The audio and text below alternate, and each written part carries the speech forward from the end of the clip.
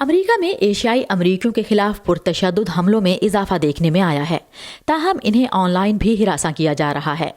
Anti defamation league کے جنوری میں کیے گئے سروے کے مطابق اس سال 17% ایشیائی امریکیوں کو آن لائن شدید طور پر ہراساں کیا گیا، جبکہ گزشتہ برس یہ تعداد 11% تھی۔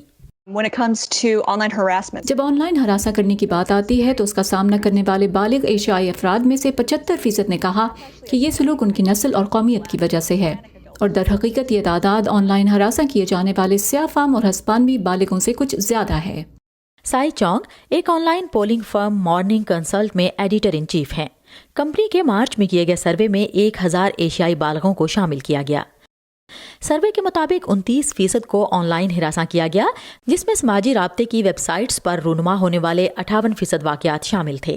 so a lot of Asians چونکہ بیشتر ایشیائی ذہنی صحت کے مسائل پر کھل کر بات نہیں کرتے، اس لیے وہ اندر گھٹتے رہتے ہیں، اور اعداد و شمار کے مطابق وہ اس صورتحال کا سامنا کرنے والوں میں تنہا نہیں۔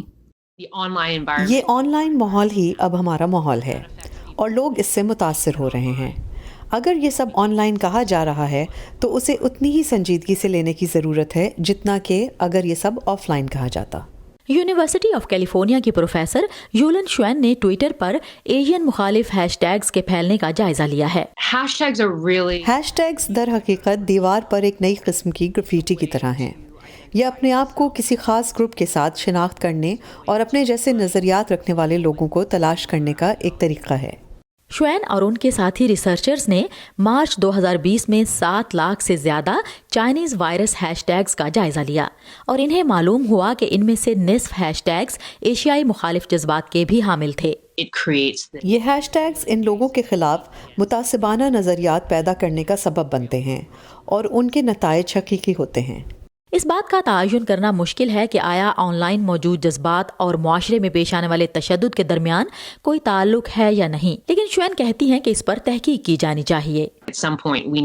کبھی نہ کبھی ہمیں اس پر غور کرنا ہوگا کہ یہ تمام علامتیں اور ان کے درمیان باہمی تعلق اتنا بڑا ہے کہ اسے مزید نظر انداز نہیں کیا جا سکتا۔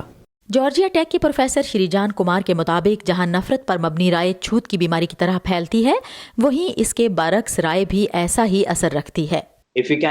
اگر آپ ایشیائی نژاد افراد کے لیے اظہار یکجہتی، حمایت اور حوصلہ افزائی پر مبنی پیغامات پھیلانا شروع کر دیں تو اس کا اثر دور تک جائے گا۔ پروفیسر کمار کہتے ہیں کہ جوابی رد عمل سے آپ ممکنہ طور پر نفرت پھیلانے کی حوصلہ شکنی کر سکتے ہیں۔ ماہرین کا کہنا ہے کہ آن لائن نفرت کے خلاف اس جنگ میں الفاظ کی طاقت ہی کام آ سکتی ہے۔ ٹینا ٹرین کے ساتھ سعدیہ زیب رانجھا، وائس آف امریکہ۔